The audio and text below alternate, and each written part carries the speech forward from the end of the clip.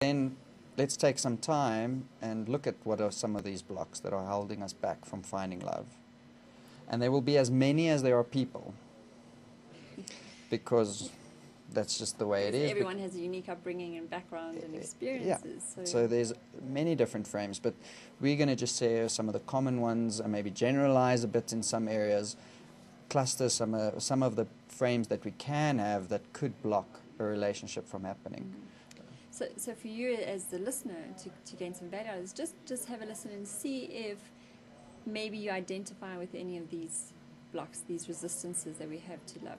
Yeah. If any of these frames of mind sound familiar to you, because you might just want to make a note so that you know what to work on from there.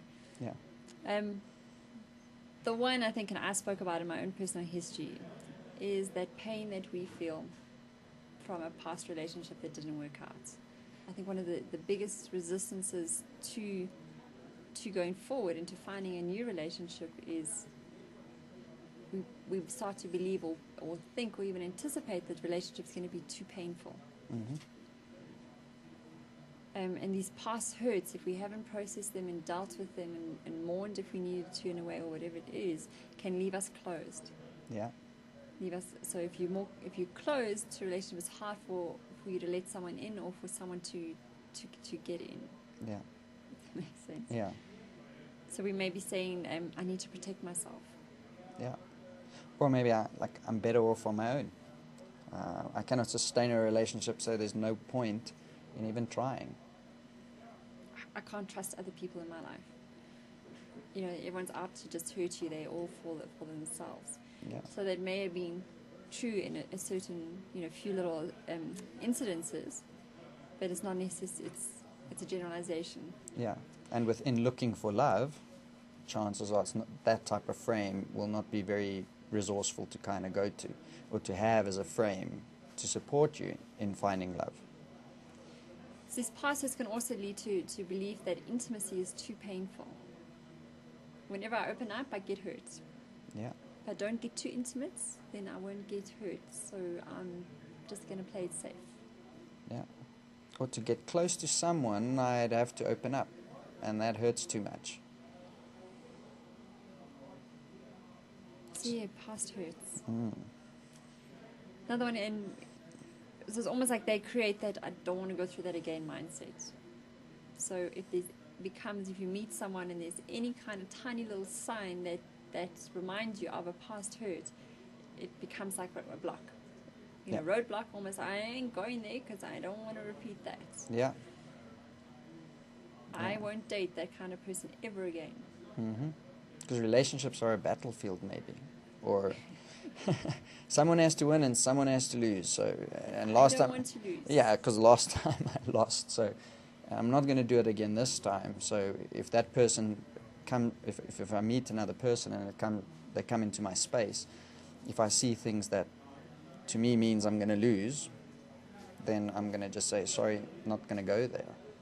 And I might not even have taken time to get to know that person at all, just because of that. Because I fear of being hurt again. Yeah.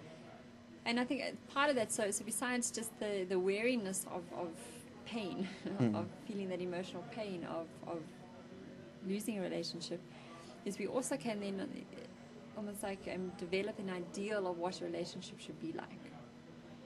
So paint this perfect fantasy kind of fairy tale picture.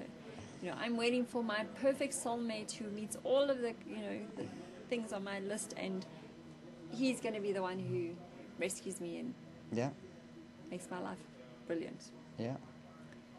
So we have an ideal, like a set kind of picture of what a relationship can be like. Mm. We almost like put that kind of relationship on a pedestal. Yeah.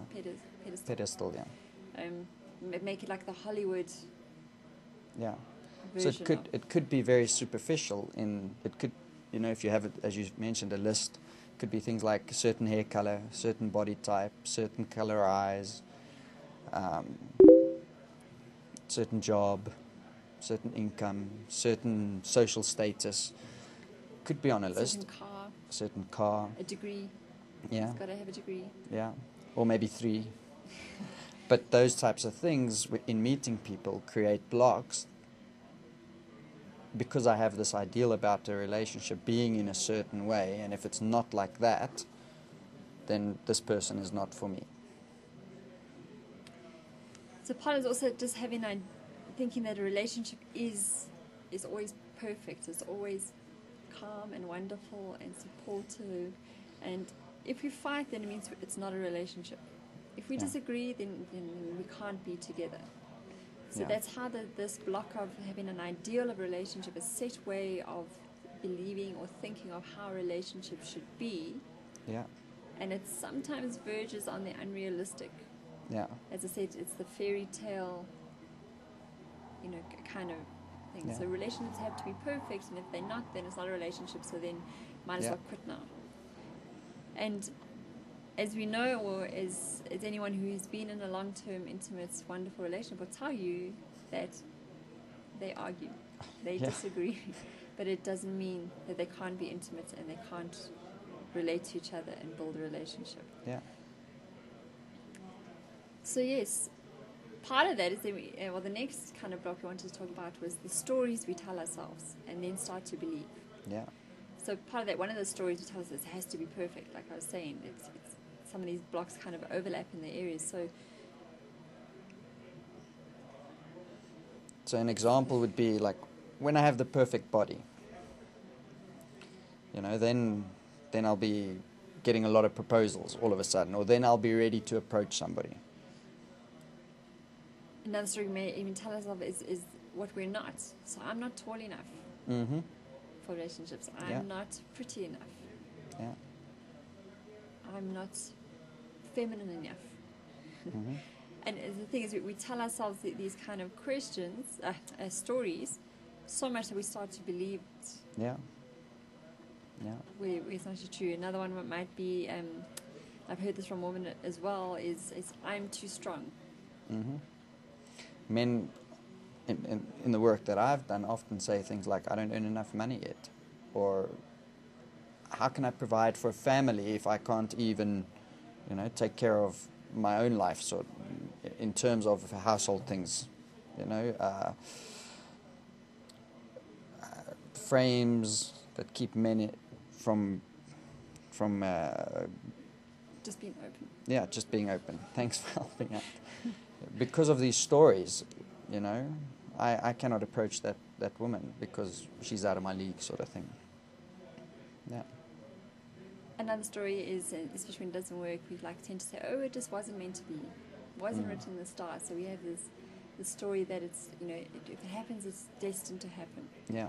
And often with that kind of story, we take a back seat and we don't actively engage in building the relationship and working on what we need to, and also speaking to the other person. So we just shrug our shoulders and say, what can you do?